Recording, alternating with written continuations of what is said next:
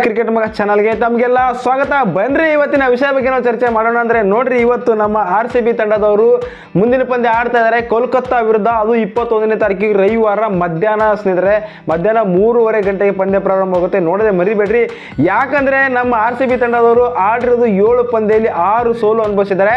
ಈ ಸೋಲಿನ ಸುಳಿಯಿಂದ ಹೊರಗಡೆ ಬರ್ತಾರೆ ಅಂತ ಕಾದು ನೋಡ್ಬೇಕು. ಯಾಕಂದ್ರೆ ಇರೋದು 7 ಪಂದ್ಯ, 7 ಪಂದ್ಯದಲ್ಲಿ ಕರೆಕ್ಟ್ ಆಗಿ 7 ಪಂದ್ಯ ಗೆಲ್ಲಬೇಕಾಗುತ್ತೆ. ನಮ್ಮ RCB ತಂಡ ಗೆದ್ರೇನೆ ಮತ್ತೆ ಕ್ವಾಲಿಫೈ ಆಗ್ತಾರೆ. ಒಂದು ಪಂದ್ಯ ಸೋತರೆ ಇಲ್ಲಿ ಕೆಳಗಡೆ ಹೋಗ್ತಾರೆ ಅಂತ, ಮನೆ ಹೋಗ್ತಾರೆ ಅಂತ ಹೇಳ್ಬೋದಾಗಿದೆ. ಹಾಗೆ ಸ್ನೇಹಿತರೆ, ಇವಾಗ ದೊಡ್ಡ ಬದಲಾವಣೆ ಮಾಡ್ಕೊಂಡಿದ್ರೆ, ಯಾವ ರೀತಿಯಾಗಿ ಬದಲಾವಣೆ ಮಾಡ್ಕೊಂಡಿದ್ರೆ, ಹಾಗೆ ಹೆಡ್ ಯಾವ ರೀತಿ ಇದೆ, ಇಲ್ಲಿ ಯಾರ KKR ವಿರುದ್ಧ, ಎಲ್ಲಾನು ಸಂಪೂರ್ಣ ಮಾಹಿತಿ ನಿಮ್ಮ ಜೊತೆ ಚರ್ಚೆ ಮಾಡ್ತೀವಿ. ಚರ್ಚೆ ಮಾಡೋಕ್ಕಿಂತ ಮುಂಚೆ ನೀವೇನು ಮಾಡ್ತೀರಾ ಅಂದ್ರೆ ವಿಡಿಯೋ ಕೊನೆವರೆಗೂ ನೋಡ್ರಿ, ಹಾಗೆಯೇ ಸಬ್ಸ್ಕ್ರೈಬ್ ಆಗೋದಂತೂ ಮರಿಬೇಡ್ರಿ ಸ್ನೇಹಿತರೆ. ಅದೇ ಪ್ರಕಾರವಾಗಿ ಲೈಕ್ ಅಂತೂ ಕೊಡಿ ಸ್ನೇಹಿತರೆ. 2024ರ IPL ಅಲ್ಲಿ ನಮ್ಮ RCB ತಂಡದ ಒಂದು ಖರಾಬ್ ಪರಿಸ್ಥಿತಿಯಲ್ಲಿ ಇವಾಗ ಮತ್ತೊಂದು ಪಂದ್ಯ ಆಡ್ತಾ ಇದ್ದಾರೆ KK ವಿರುದ್ಧ.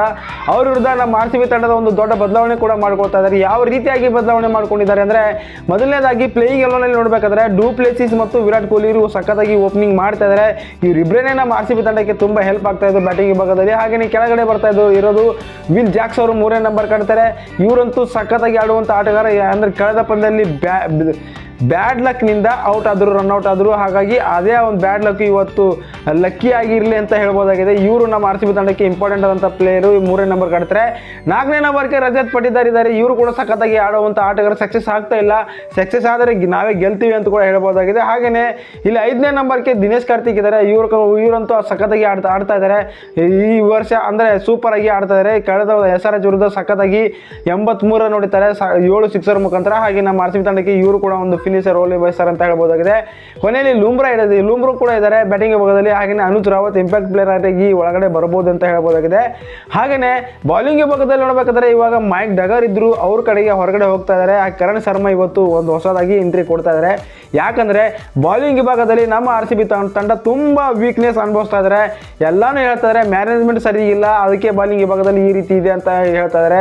ಹಾಗಾಗಿ ಮತ್ತೆ ಇಲ್ಲಿ ಮತ್ತೊಬ್ಬ ಬಾಲರ್ ಅಂದ್ರೆ ನೋಡಬಹುದು ಎಸ್ ದಯಾ ಇದ್ದಾರೆ. ಇವ್ರಿಗಂತೂ ಆಡಿಸಲೇಬೇಕು. ಇವ್ರಿಗಿಂತ ಚೆನ್ನಾಗಿ ಮತ್ತೆ ಸಿರಾಜ್ ಕೂಡ ಒಳಗಡೆ ಬರ್ತಾ ಇದ್ದಾರೆ. ಇವತ್ತು ಎರಡಂತೂ ಚೇಂಜಸ್ ಆಯಿತು, ಸಿರಾಜ್ ಬರ್ತಾ ಇದ್ದಾರೆ.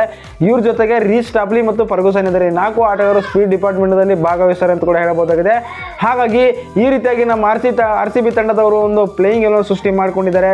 ನಿಮ್ಮ ಪ್ರಕಾರ ಸ್ನೇಹಿತರೆ, ನಮ್ಮ RCB ತಂಡ KKR ವಿರುದ್ಧ ಯಾವ ರೀತಿಯಾಗಿ ಗೆಲ್ಲಬೇಕು? ಹಾಗೇನೆ ಸ್ನೇಹಿತರೆ, ನಮ್ಮ RCB ಕಡೆ ಮತ್ತು KKR ಹೆಡ್ ಟು ಹೆಡ್ ನೋಡ್ಬೇಕಾದ್ರೆ ನಮ್ಮ RCB ತಂಡದವರು ಆಡಿದ್ದು 33 ಪಂದ್ಯಗಳು ಆಡಿದ್ದಾರೆ. ಅದರಲ್ಲಿ ಕೇವಲ 14 ಪಂದ್ಯ ಗೆದ್ದಿದ್ದಾರೆ, 18 ಪಂದ್ಯ ಸೋತಿದ್ದಾರೆ ಅಂತ ಕೂಡ ಹೇಳ್ಬೋದಾಗಿದೆ. ಒಟ್ಟಾರೆಯಾಗಿ ಹೈ ಸ್ಕೋರ್ ಅವ್ರ ವಿರುದ್ಧ 213 ಇದೆ ನಮ್ಮ RCB ಕಡೆಯಿಂದ. ಲೋ ಸ್ಕೋರ್ ನೋಡಿದರೆ ಬರೀ 49 ಇದೆ. ಇದು ನಮ್ಮ RCB ತಂಡದ ಒಂದು ಕಳೆದ ಸೀಸನ್ ಅಲ್ಲಿ ಹೊಡೆದಿದ್ದಾರೆ ಅಂತ ಹೇಳ್ಬೋದಾಗಿದೆ. ಹಾಗೆಯೇ ಅವ್ರ ಕಡೆಯಿಂದ KKR ಕಡೆಯಿಂದ ನೋಡ್ಬೇಕಾದ್ರೆ ಹೈಯೆಸ್ಟ್ ಸ್ಕೋರು 122 ಇದೆ. ಹೌದು, 180 ಲೋ ಸ್ಕೋರ್ ಇದೆ. 80ಕ್ಕೆ ಇವತ್ತು ಆಲ್ಔಟ್ ಆಗಬೇಕು ನಮ್ಮ ಅವರು KKR. ಹಾಗೆ ಇಲ್ಲಿ ಗೇಮ್ ಪ್ಲಾನ್ ಪ್ರಕಾರ ಸುನಿಲ್ ನರೇನಾ ಮತ್ತು ರಸೂಲ್ ಅವರನ್ನು ಕಟ್ ಹಾಕಬೇಕು. ಅತಿ ಸ್ಪೀಡ್ ಆಗಿ ಆಡೋರು ಅಂದರೆ ಇವರನ್ನ ಬೇಗ ಔಟ್ ಮಾಡಬೇಕು. 0ಕ್ಕೆ ಔಟ್ ಮಾಡಿದ್ರೆ ಆರಾಮಾಗಿ ನಾವು ಗೆಲ್ಲುವಂಥ ಸನ್ನಿವೇಶಕ್ಕೆ ಬಂದು ಕೂಡ್ತೀವಿ ಅಂತ ಹೇಳ್ಬೋದಾಗಿದೆ. ಏನಂತೀರಿ ಸ್ನೇಹಿತರೆ, ನಮ್ಮ RCB ತಂಡದವರು ಪ್ಲೇಯಿಂಗ್ 11ನಲ್ಲಿ ಯಾರ್ಯಾರು ಇರಬೇಕೆಂಬುದು ಕೂಡ ಕಮೆಂಟ್ ಮಾಡಿರಿ. ಸಾಧ್ಯವಾದಲ್ಲಿ ಈ ಚಾನಲ್ ತಮಗೆ ಇಷ್ಟವಾದಲ್ಲಿ ಈ ಚಾನಲ್ ಕೂಡ ಸಬ್ಸ್ಕ್ರೈಬ್ ಆಗಿರಿ, ಸಪೋರ್ಟ್ ಮಾಡಿರಿ. ಧನ್ಯವಾದಗಳು ರೀ. ಸಿಗೋಣ್ರಿ ಮುಂದಿನ